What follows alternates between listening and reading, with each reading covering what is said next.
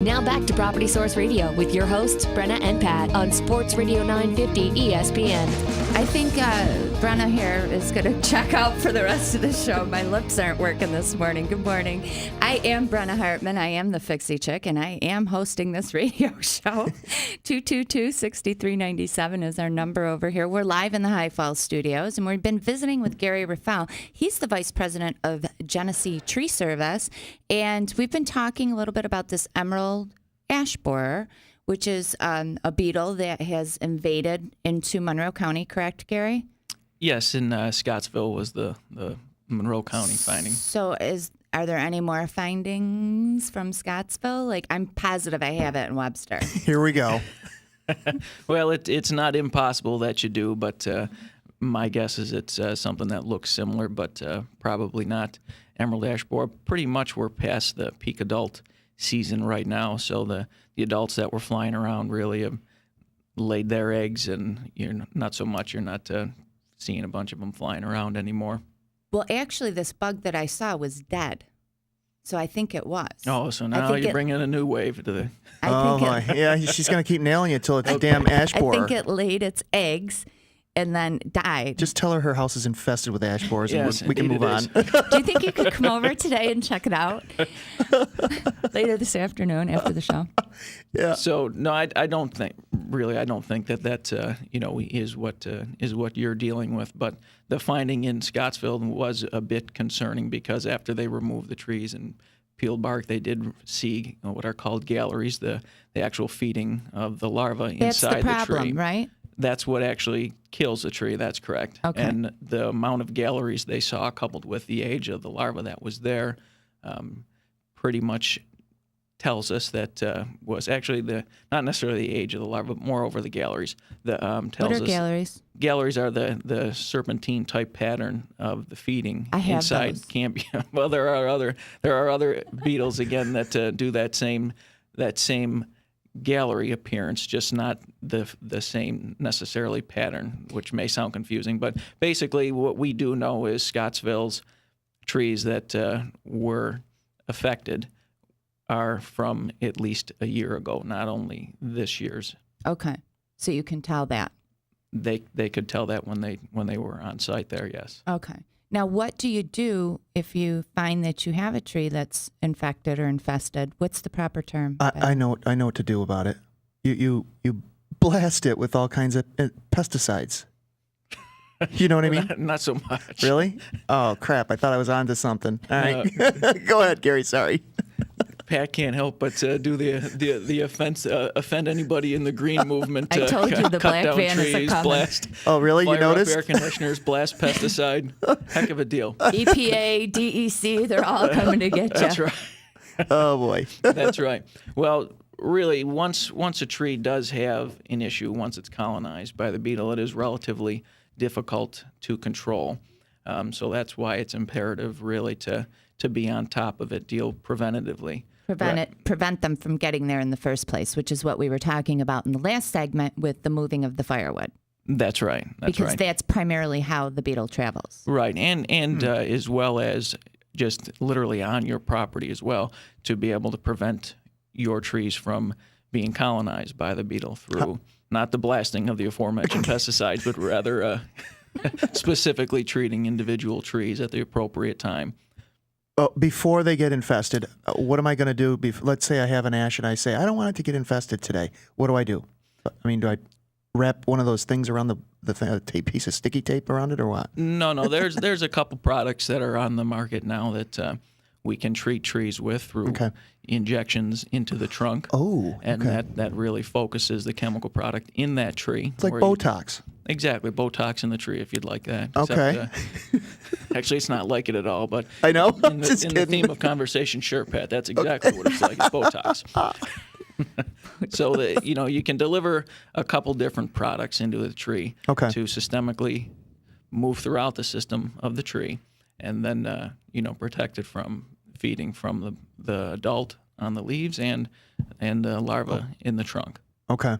Interesting stuff. Speaking of beetles feeding on leaves, you were talking about the Japanese beetle. Yeah. And I actually get a lot, as the Fixie Chick, apparently people think that I'm doing something in my garden that I'm not, just so y'all know. What are you growing over there?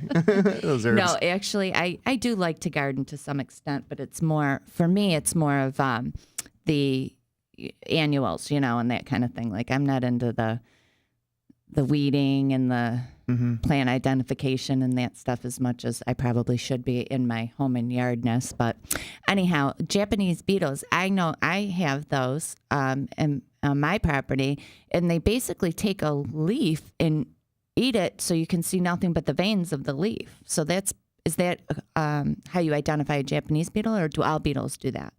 No, well, every insect has a different species Chewing. that it feeds on, and different mouth parts that do different things. So yes, Japanese beetle actually has a wide host range and turns the leaves into the doily looking thing that you had just referenced. Sure. Interesting. I just remembered, and on the break is when I mentioned it. But Gary, the Japanese beetles seem to be huge. The large amounts of them back in the 80s, I remember, and then all of a sudden, I didn't see them for years. Back in the 80s. Yeah, I know, dated me. Sorry, but but Brenna Is that wouldn't when you know got this. that shirt? Yeah. Sorry. I'm sorry. Yeah, your husband's got the same one, This is true. It is true.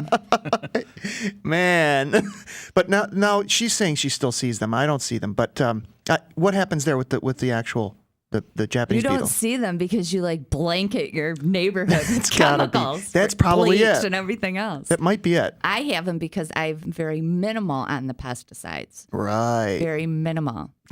Well, like any other pest or any other organism, populations really they fluctuate.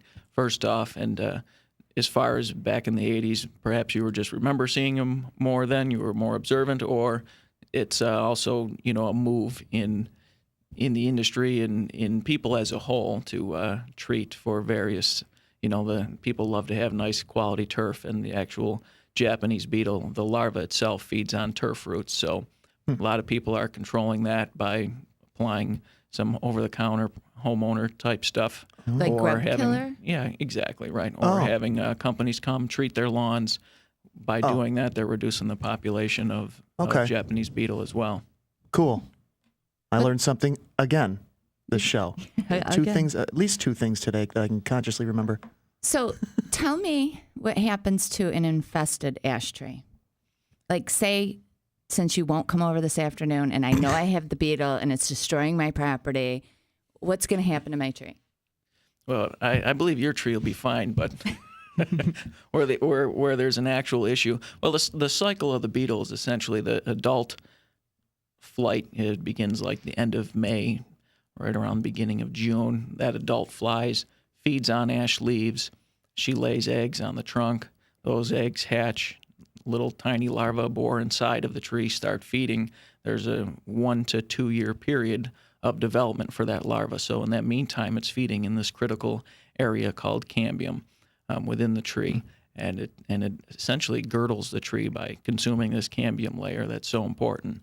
And after that 1 or 2 years, that larva basically comes out as an adult, forms these D-shaped exit holes, which are a diagnostic tool that we use to... What? D-shaped? I got to go look for that. A D-shaped exit hole. Exit hole is basically just like it sounds. The boar comes out, exits the trunk, forms a hole due to the shape of his body. He's flat on the backside, so that's the flat part of the D. And the belly This is being deeper than I thought it the would round be. part. Yeah. Like this? So like an upside down D? Yeah, so we're going to get back to she found that, I'm sure. Yeah. No doubt tons of them in every tree. Yeah. Nonetheless, this D-shaped I'm going to exit go hole, home right? and look, though, for sure. Look for the exit hole. I So am. the adult flies The out, boom, exit boom, hole. thing happens again, feeds on leaves, and there's your cycle. So the products that are on the market today basically move systemically through the tree, even get up into leaves. So in this adult flight period, when the adult's feeding on the leaves, actually can die before she even has the opportunity to lay eggs. And then if she does lay eggs, when the larva starts feeding, they consume the insecticide and cuts them off at the proverbial path there. Interesting.